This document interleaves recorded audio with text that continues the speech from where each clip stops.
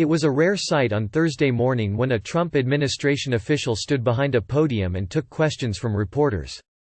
In the 7 months since she succeeded Sarah Huckabee Sanders, White House Press Secretary Stephanie Grisham hasn't done it once. But there was Kellyanne Conway delivering a briefing that was intended to be primarily focused on the CDC's recent report on a life expectancy increase in the U.S. and the administration's preparations to combat the coronavirus and the opioid crisis.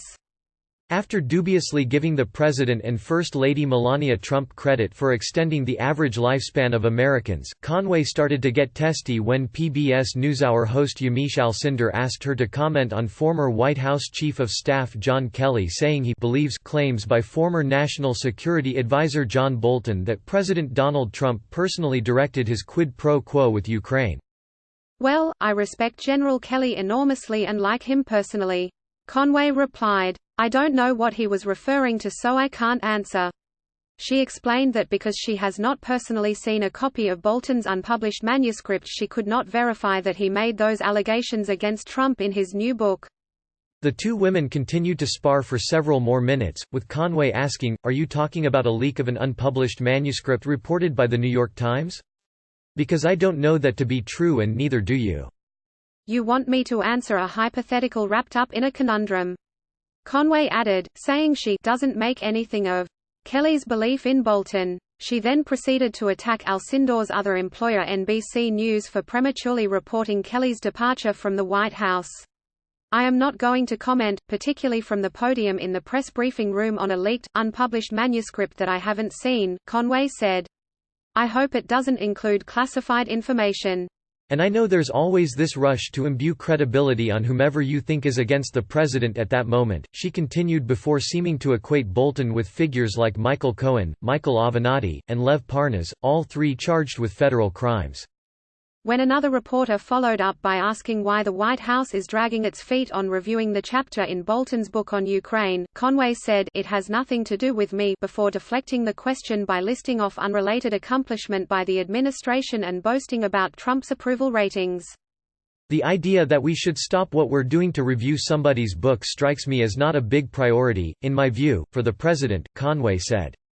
When that reporter noted that the contents of the book could become quite important if witnesses are called in Trump's impeachment trial, Conway shot back, "You would hope so, wouldn't you?"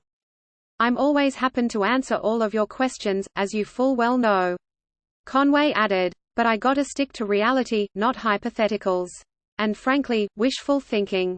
For nearly 2 weeks, Democrats took to the floor of the Senate in the hopes that GOP lawmakers would support the call for additional witnesses as part of impeachment proceedings of President Donald Trump. To a person, party members believed that the evidence they gathered and case they presented was compelling and nearly flawless in its execution. Their convictions only hardened after several rounds of massive news breaks, from audio recordings of the president to seeming confirmation from his former national security advisor, John Bolton, that Trump sought a quid pro quo with Ukraine. But as the days rolled by and Republican after Republican publicly declared they'd heard enough, a sense of dismay has begun to set in. Increasingly, Democrats believe and concede, there was simply no argument they could have made that would have moved the needle. "The arguments that have been asserted by the White House are nonsense," said Representative Mary Gay Scanlon, DPA. "There's plenty of evidence to move anyone who's listening. But I think what we're seeing is there is no amount of evidence that will move the Senate Republicans in this political environment. I think we expected that if they followed their constitutional oath, they would actually have a real trial. I think it's really just a failure of courage." Asked whether there was any frustration in the Democratic ranks about the lack of movement to call witnesses, Scanlon joked, "What? I don't sound frustrated?" A final vote on whether to hear new evidence or witnesses is set for Friday. And publicly, Democrats on both sides of the Capitol say they hold out hope that 4 GOP senators will side with them on, among other things, a need to call Bolton as a witness. But increasingly, they acknowledge that their efforts are likely to fail and that the impeachment proceedings will be wrapped up shortly thereafter. "It's more than frustrating, it's pathetic," said Senator Michael Bennet, DCO. If you had any regard at all for the prerogatives of the legislative branch, to allow the White House to stonewall the House of Representatives in a completely unprecedented way, and then accept a set of rules that are just a cover-up for what the president has done, I think demonstrates a complete lack of regard for what this institution is supposed to be about. Inside the party, there is little sense that the House managers of the Trump impeachment did anything wrong in advocating their case. Though the White House defense team has repeatedly pointed to the House's impeachment process as inadequate and therefore illegitimate, leaning especially on their declining to take the step of issuing a subpoena for Bolton, and the way they handled the subpoena authorization process more generally, few if any Democrats view those arguments as good faith in nature. The Republicans are hiding behind the process because they know on the substance, the facts look really bad, said Representative Raja Krishnamurthy D.Ill, a member of the Intelligence Committee. Still, there are some in the party who wonder if Democrats could have extracted a bit more political pain from Republicans in the process of getting to a Senate acquittal. One Democratic aide told the Daily Beast that impeachment investigators could have engaged in more box-checking. But on the things that actually mattered, the aide said, Democrats got it right.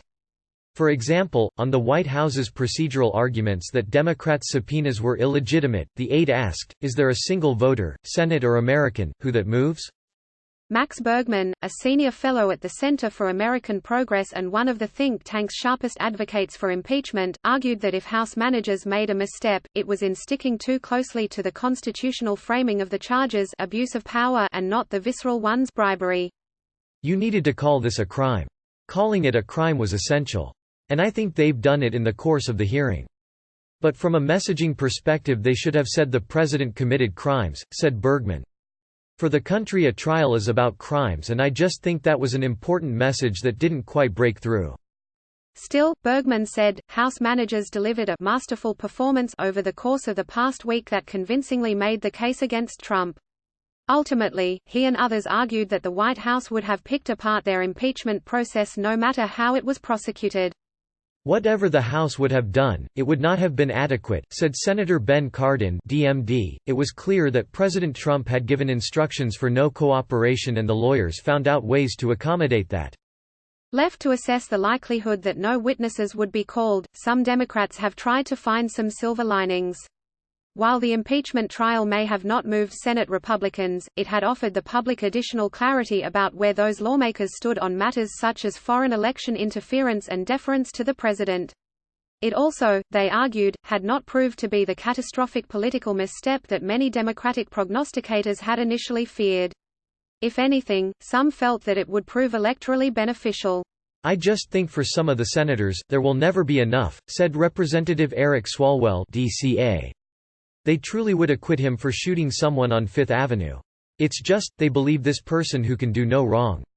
I think they're wildly out of sync with, who we are as Americans. I'm still hopeful that they will allow witnesses, but I'll just say that I think the American people will have the last word, at the ballot box.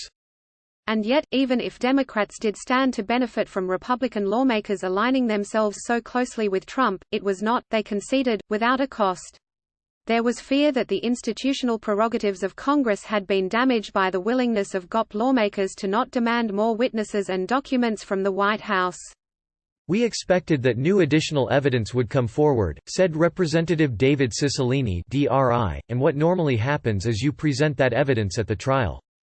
But beyond that was the fear that the very type of presidential behavior that had led to Trump's impeachment, the solicitation of foreign help to dig up dirt on his opponents, could become codified by his acquittal, or, even worse, that it would become accepted practice for every presidential candidate going forward should he not be voted out of office in November.